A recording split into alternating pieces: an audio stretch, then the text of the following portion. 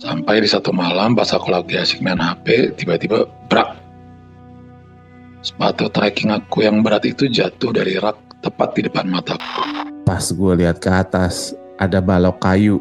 Kelihatan dong, ada yang duduk di atas sana. Karena aku kepo, aku nanya, gimana, rame nggak di sini? Iya, banyak yang nengok karena penasaran aja kayaknya habis itu pergi. Ada satu lagi yang nongol dari dinding. Bab, ceweknya rambut panjang, mukanya nggak kelihatan. Separuh badan di dinding, separuh badan keluar. Sayup-sayup dengar suara gamelan. Saya cari-cari. Bapak kos lagi denger radio campur sari. Bodoh. High school in Jakarta. Gue bilang, ngajar in Jakarta lah, udah tua. Real life-nya jenaka gak ya deh orang-orang ini? Tapi serem sih yang nongol dari tembok ya. Dari tembok CPR sih tuh.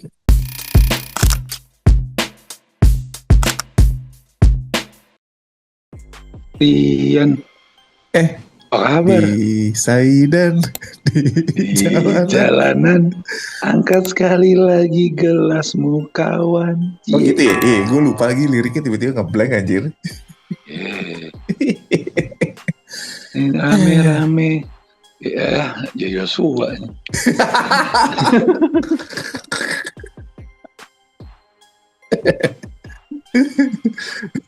Padahal lu tadi bridgingnya mau ini kan, yang Club Project kan.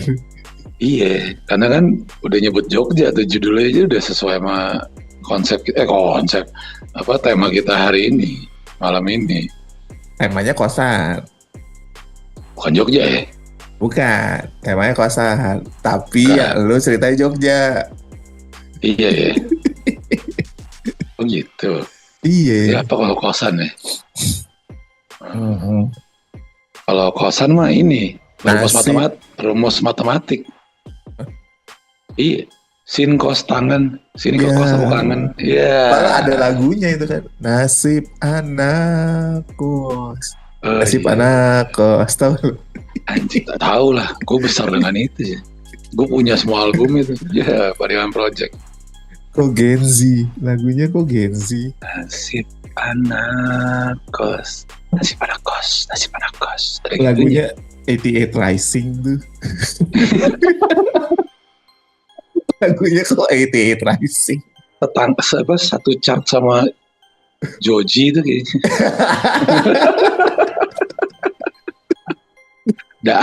Saliman sama Niki Zevanya. Satu chart sama Niki Zevanya tuh bareng tuh sama High School in Jakarta. Ngajar di Jakarta. Bukan high school, udah tua soalnya, udah tua. Ngajar di Jakarta. Gue punya teman lebih tua dari gue, malah umur setahun atau 2 tahun ya. Gitu. Fans sama Niki. Oh cewek? Gitu. Cowok tomboy. Oh, cowok tomboy. Fans sama Niki. Bow tie. Iya, Boti Uti. Ngefans sama Niki. Pas Niki manggung di Bali, dia kan depannya kolam renang tuh. Gitu. Dia nge-live apa story ya, lupa story kayaknya. Nyanyi High School in Jakarta. Gue bilang, ngajar in Jakarta lah, udah tua. Aku udah punya itu. Bisa-bisanya lah dari Jakarta ke Bali nonton Niki, ya kan? Barengan sama Gen Z. Lalu kayaknya baby boomer dah, bukan milenial lagi. Berarti dia 45 ya? Jatuhnya. 80 81 gitu lah. 45. Iya sih. 80 sih udah boomer sih jatuhnya ya. Kan terakhir 82. Tapi penikmat Niki, gue hebat sih. Tenaganya masih banyak gitu. Kalau gue umur 30, gue berhenti denger lagu baru. Oh ya? Iya, umur 33 kayak gue.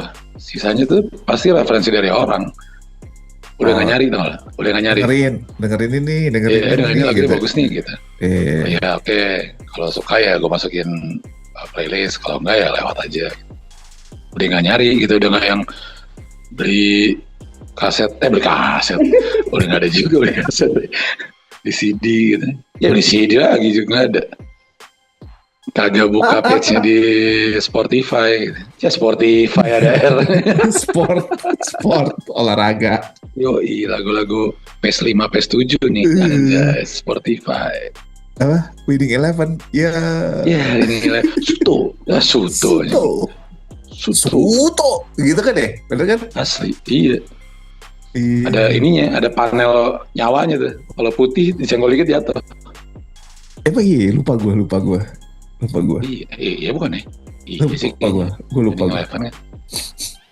Terus yang kalau bajakan lagunya lagu ini ada band Samson.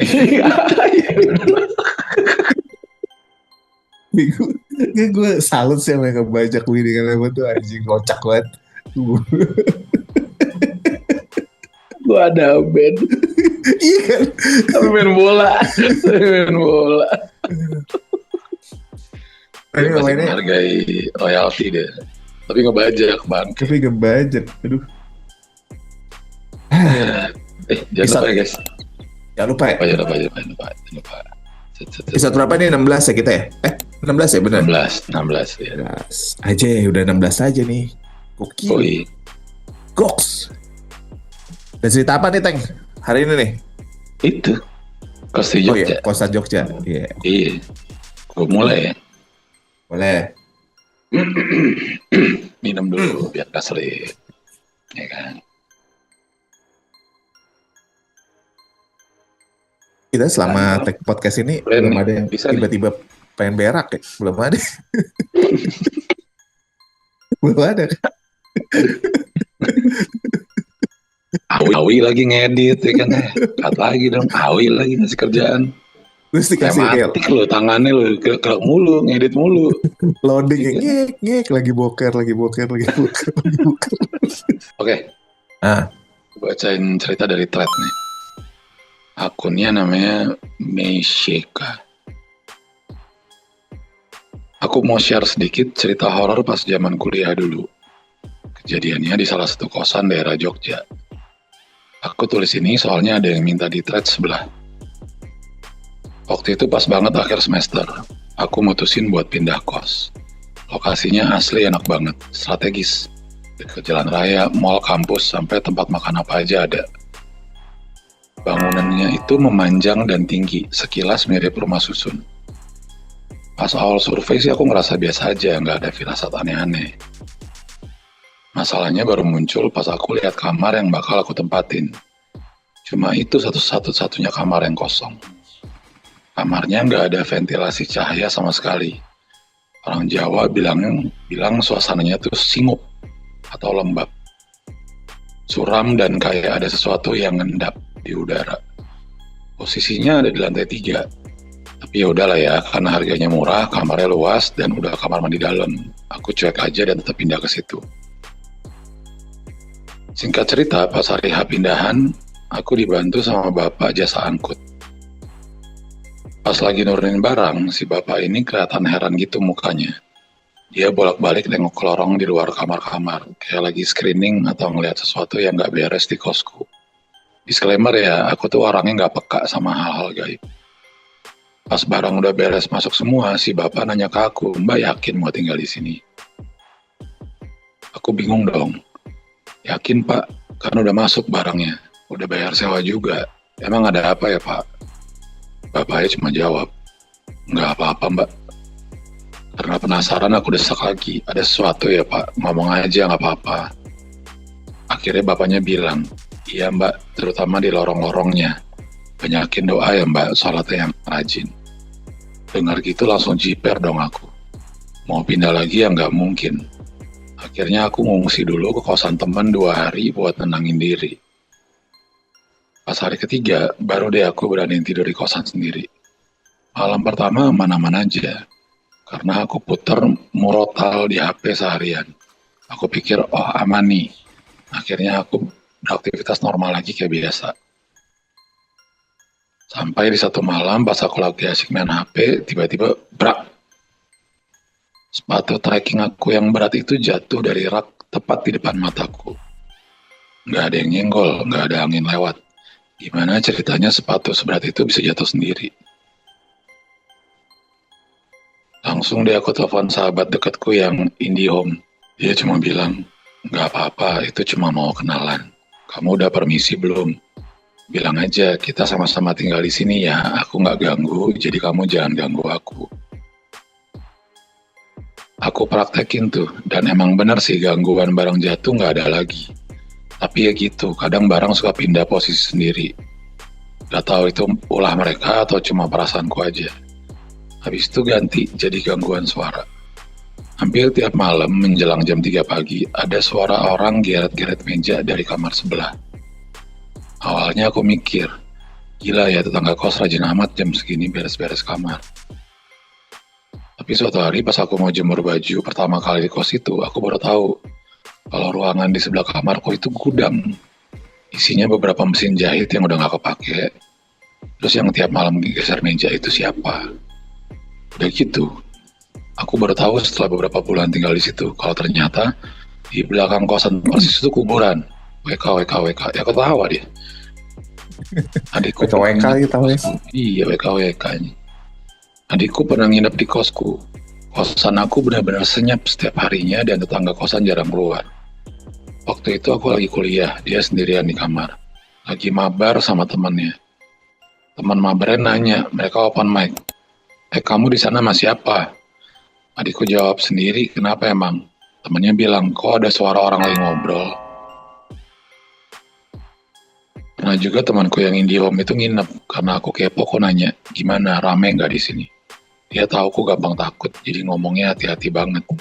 Iya, banyak yang nengok karena penasaran aja kayaknya abis itu pergi.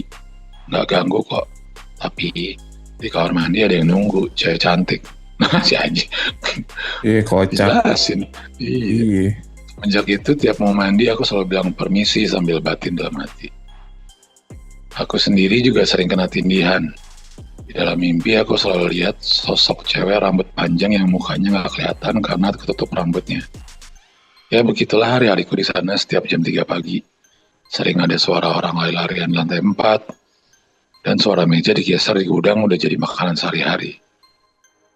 Sebenarnya aku juga jarang banget ada di kosan, maklum namanya juga mahasiswa sibuk. Apalagi aku pengurus inti organisasi yang rapatnya bisa sampai pagi. Mungkin itu juga yang bikin aku nggak terlalu stres. Lucunya, aku tetap bertahan di sana lama banget. Aku tetap betah tinggal di kamar singup itu sampai dapat kerja. Kayaknya sih karena aku udah mulai berdamai dan nerima kalau kita emang hidup berdampingan di dunia yang beda. Asal nggak saling ganggu ekstrim ya udah chill aja. Asik. Aku baru benar-benar angkat kaki dari situ pas dapat tawaran kerja di Tangerang Selatan. Akhirnya petualangan hororku di kosan Jogja itu selesai juga. Intinya, kalau cari kosan yang murah dan terlihat tidak meyakinkan, siapin mental aja deh. Hehe. Habis. Teman yang Indigo, anjing juga. Dia tahu aku gampang takut, jadi ngomongnya hati-hati banget. Iya, banyak yang nengok karena penasaran. Habis itu pergi ke ganggu kok. Tapi di kamar mandi ada yang nunggu. Cewek cantik. Bangke. Malah kasih tahu. Penting tuh. Informasinya kok penting. Ya nggak baik temen lu jauhin tuh. Nggak baik temen lu tuh. Udah terlalu takut. Informasinya kok menjebak. Informasi menjebak anjir. Jelasin. Iya. Nah, ngintip-ngintip doang kok cuma pengen kenal. Tapi anjay di kamar mandi, which is lo pakai tiap hari kamar mandi kan. Kagak mungkin gak lo pakai. Tapi ya itu kali ya. Mungkin makanya harga kosannya murah karena ada experience-nya. Anjir, ada experience-nya. Mungkin. Tapi kan Jogja juga terkenal murah kan. Iya. Gue tuh bahagia banget kalau liburan ke Jogja, sumpah. Gue paling bahagia kalau liburan so far di Indonesia ke Jogja. Karena Makanannya enak, murah-murah. Terus orangnya baik-baik. Iya. Bukan, ya kalau baik semua orang juga baik. Friendly gitu. Kayaknya aman gitu. Bukan kota yang bikin lo anxious. Apa sih khawatir atau tegang gitu karena ini orangnya juga macam-macam. Terus ada banyak teman kan di sana, jadi kayak kalau bosan liburan ya main aja ke tempat temen. Tapi yang paling penting itu semuanya murah, makan murah, apa murah. Mantap. Gue terakhir ke Jogja tuh kapan ya? Terakhir ke Jogja tuh oh enggak nih, udah lama berarti. Apa deh? Lama sih, udah lama, kayak sebelum COVID deh terakhir Jogja tuh. Kalau nggak salah. Terakhir lalu terakhir. Lu ya? Kita harus ke Jogja. Kita ke tempat Astim. Enak sih Jogja tuh. Gue pernah makan di satu tempat ya. Makan berempat. Nongkrong dari jam 12 sampai jam 6 sore.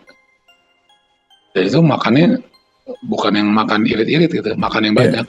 Makan terus beli cemilan, badok ya, badok. Kopi, berapa kali pesen, teh es teh, berapa kali pesen, terus karena udah jam 6 makan lagi gitu. Pas bayar berempat cuma 160.000 tuh. 160.000, gue kayak lu jualan nyari uang apa nyari pahala sih. Dan enak, bukan yang makanan asal-asalan, makanan enak. Makanan bener gitu. Kalau gue coffee shop tuh, karena waktu itu mau event terus kita nyampe malamnya ngopi dulu tuh, kayak ada kita satu rombongan tuh ada 9-12 orang lah, gue lupa pasti, tapi 9-12 lumayan banyak. Tapi cuman pesan finger food sama kopi doang ya. Terus karena gue yang lumayan tua, ada sama teman gue sama yang lumayan jabatannya lumayan berada ya kan, yang lain masih fruit boy itu kan, nggak mungkin dong kalau gue yang bukan gue yang bayarin kan haji. Gue pikir udah berapa, udah gope 600 gitu, kagak teng, cuman 280.000. Gue sampai inget tapi sekarang karena semurah itu. Iya 280.000. Ini gue tiap hari aja kita ngopi nih. Iya. Gue pernah berapa hari ke Jogja ya. Gue cuma berdua sama Ayah. Berapa hari ke Jogja tuh. Gue nyetir dari BSD bawa mobil road trip lah. Dua. Sama bensin sama tol 4 hari gitu. Gue cuma bawa 5 juta. Sampai rumah masih ada 1,5 juta. Anjir ya, itu emang opsional banget sih liburan Jogja tuh. Makan kayak makan aja gitu, kagak mikir. Mereka tuh cuma hotelnya doang kan. Hotelnya pasti sama lah harganya. Ya kalau hotel sama lah, karena ngikutin season kan. Kalau lagi high season ya lumayan mahal. Tapi gue dapet BT. Satu hari itu berapa gitu, hotel 200 apa? Cuman dan hotel bintang 3, hotel bener gitu. Proper kan? Hotel proper, bukan hotel budget, hotel bener. Nah dia baru mulai nih di horornya dia nih, setelah dia dapat kerja Tangerang Selatan dari Jogja. Mahal. Biaya hidupnya langsung naik tuh. Aja gue horor nunggu gitu. Oh ceritanya berkelanjutan.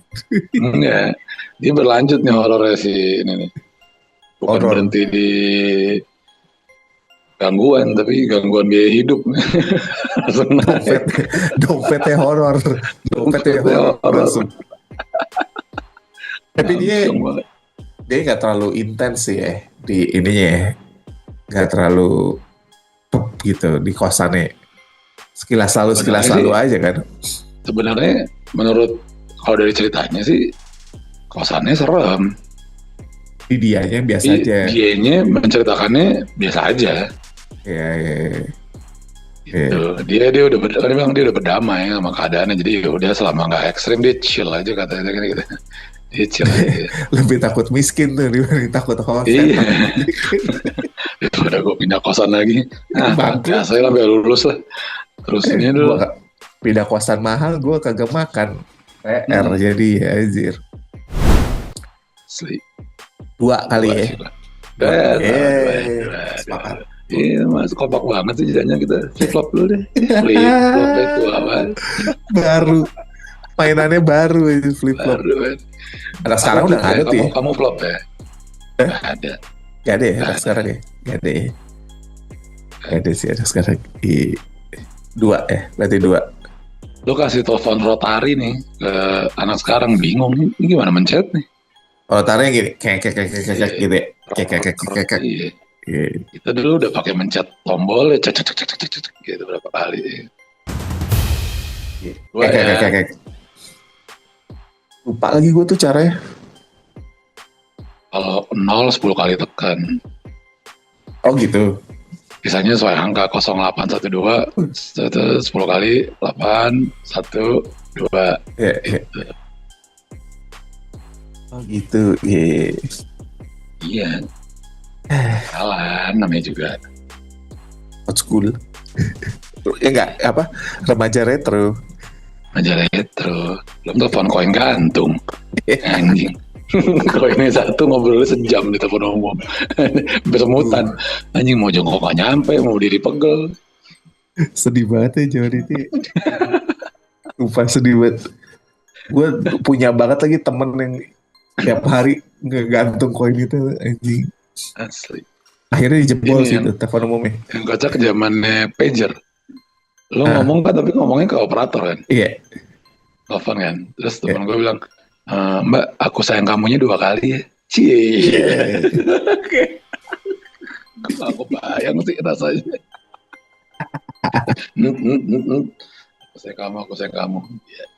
Baca doang kan. Mbak ya cringe sekali kayak. Gitu. Lovebird. Lovebird. Lovebird, meat lover, pizza. Bird lover, salah.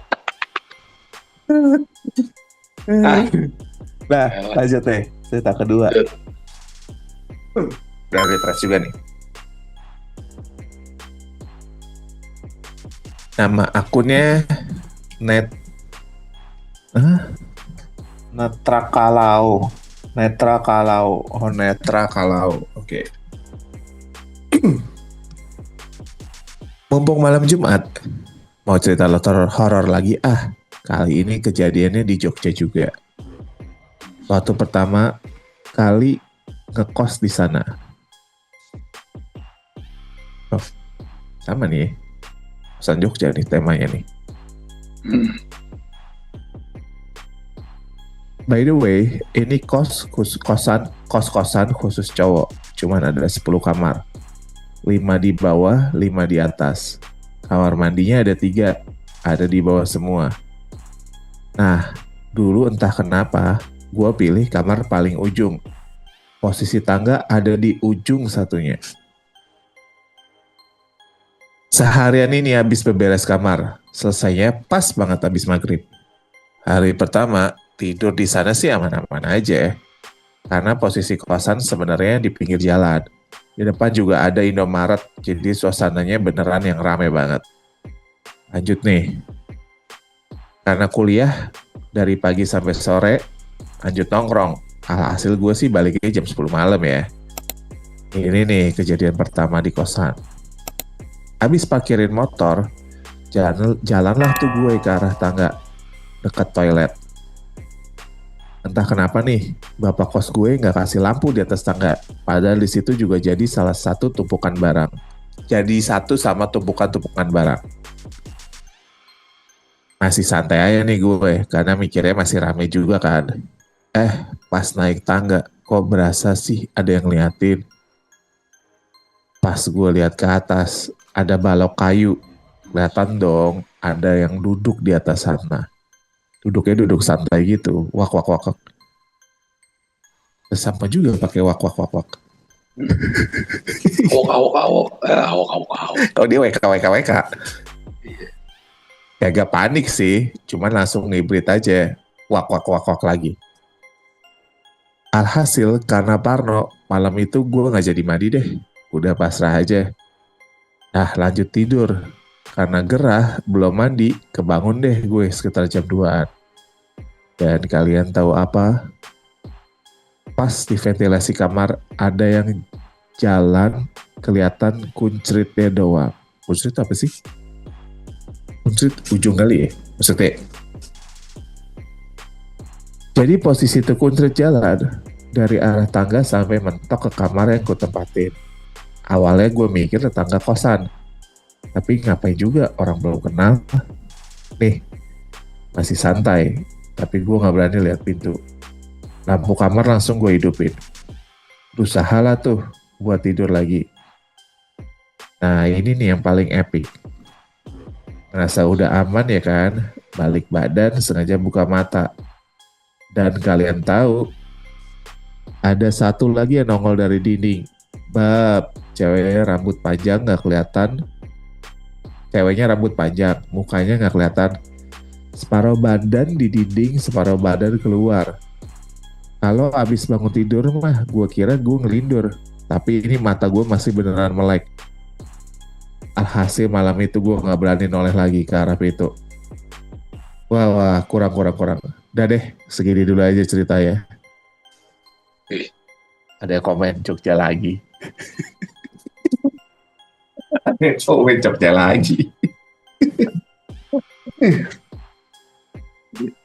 Itu sih Kuncrit ya. Tuh kunti kali maksudnya, enggak ya? Kayak kuncrit ya. Iya kayak kunti kali dia nyebutnya gitu. Bilangnya kuncrit biar halus. Iya.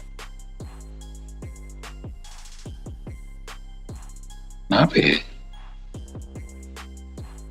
Yang nempel tembok sih kurang sih anjir. Iya, nembus itu sih. Jadi real. Mana nih? Di sini. Oh. Gitu kali. Kuncrit adalah istilah bahasa Jawa atau Indonesia yang merujuk pada kunci rambut. Hilang itu bacaannya. Ada artinya? Itu Awi tadi ngirim, tapi hilang. Kuncrit adalah ikat rambut atau cepol rambut. Oh, itu kunci. Oh, dia lihat kuncirannya doang kali gitu. Oh, ujung kuncirannya doang ya, yang keluar, yang kelihatan. Mungkin itu mah Mbak kosan kali ya, lagi bebersih sebelum lagi ini. Mau masuk ke kamar Bapak kos aja. Masuk Bapak kos. Jadi cerita stensil anjir. Bapak kosanku. Dasternya yang terbuka 3. Bapak kos hanya bersarung. Ya Bapak kos bersarung, Bapak kos anjing sarungan. Bapak kosku anjing. Bapak kosku bangsat. Aduh. Oke. Tapi serem sih yang nongol dari tembok ya. Dari tembok sih PR sih. Kaget. Lu kebayang sih gue tidur gak ya? Tapi mata gue melek nih, gue nggak tidur. Gue melek nih, gue sadar nih, concern nih, iya kan?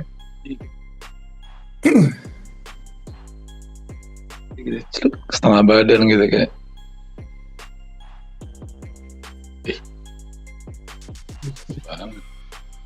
Tapi lu pernah nggak ngekos yang kamar mandi luar?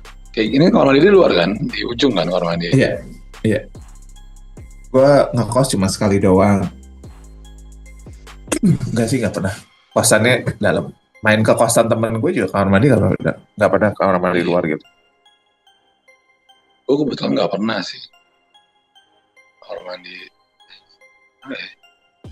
Kasih ingat gue karena gue tuh nggak kebayang pagi-pagi ngantri boker gitu. Iya. Boker sih paling PR ya. Iya, kalau mandi doang bisa nunggu lah gitu. Kalau boker kan nggak tahu kapan datangnya. Iya. Terus lu diudak-udak gitu, lu mau mandi diudak-udak. Iya, apalagi kosan pokoknya seragam mahasiswa atau kantoran gitu. Iya. Berarti kan jam aktifnya sama tuh, jam 6 pagi udah kisruh ya kan. Iya. Udah ngantri tuh bawa gayung isi odol sama sikat gigi. Terus kalau gue tuh suka kamar mandi tuh gue personalize, jadi kayak posisi sikat gigi gue harus di sini, odol gue di sini, sabun gue di sini gitu. Iya. Gue ada itu tuh masalah sama begitu tuh kalau sama kamar mandi tuh. Kayak kalau kamar mandi nyampur kita agak bingung ya, kayak janggal. Agak yang siremnya nggak bersih. Aduh. I'm still here, katanya gitu kayak I'm here. Lalu pada siram si anjing. Lah. Sih. Tambang, tai ngambang. Tambang. Nambang dulu naik ambang. Menolak tenggelam, anjing menolak tenggelam. Menolak surut. Menolak teresap. Menolak teresap tai saya. Aku bukan bagian dari septic tank. Tapi dia suka gitu, emang suka susah ya masuknya kadang-kadang ya. Iya, suka ngelawan tuh lagi. Bandel banget anjing. kurang dilemesin. Padahal udah nyender sih, udah kayak. Aneh nyisa kalau hilang sih, masih disisanya. Tinggalin jejak si anjing. Berapa nih? 2 sih. Enggak sih. 3 deh. Yang dari itu serem juga tuh yang nongol dari tembok. Gue 2,5. Sama yang ini yang di atas balok kan. Ya yang gitu balok. Gue 3,2 deh, mampus Awi bikin aset baru ribet. Kan 3,5, 3,2. Wih anjing mampus. Gue 2,5 nih. 2,5. Gue 3 deh, gue baik deh malah nih 3 aja. Oke. Kalau yang Incer itu udah pasti tuh mbak-mbak ke kamar bapak kos kan.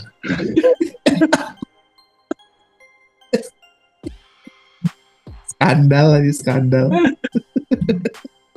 Langit-langit kamar bapak banyak ini nih. Sarang gonggo. Sarang gonggo.